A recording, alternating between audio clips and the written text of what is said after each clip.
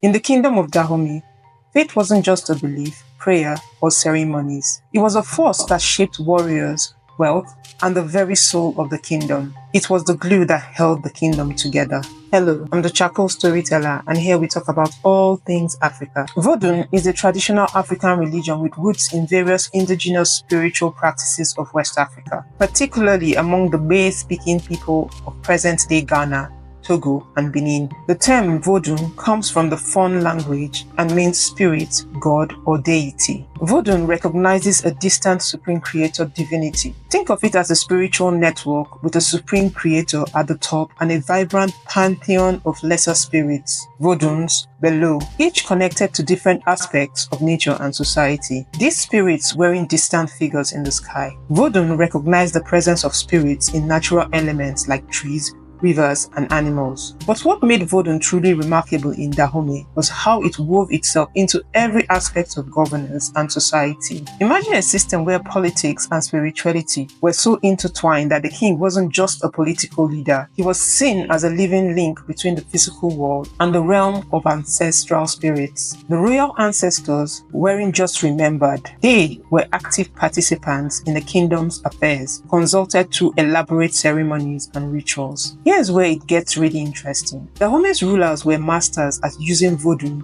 as a tool for empire building. When they conquered new territories, they didn't just take over politically, they practiced what we might call spiritual diplomacy. Instead of suppressing local deities, they welcomed them into the royal pantheon, essentially telling conquered people, your gods are now part of our family. It was a brilliant strategy. Imagine being conquered and then finding out that not only would your gods be respected, they'd be given honored places in the conqueror's spiritual hierarchy. Take the case of the serpent deity Dahomey from the Wida kingdom. When Dahomey conquered Wida, they didn't dismiss Dahomey. They embraced the deity, making it part of their own spiritual landscape. It was like a spiritual merger and acquisition, creating a more diverse and inclusive religious system. This made it more difficult for the conquered people to maintain separate identities and potentially rebel. In essence, Vodun wasn't just a religion. It was Dahomey's spiritual operating system, running everything from royal succession to foreign policy. It provided the cultural foundation that allowed Dahomey to maintain its unique identity, even in the face of European influences, and helped create a sense of unity that turned a collection of conquered territories into a cohesive empire. This spiritual foundation was so strong that aspects of it survive to this day, having crossed oceans and centuries to influence religious practices throughout the Americas.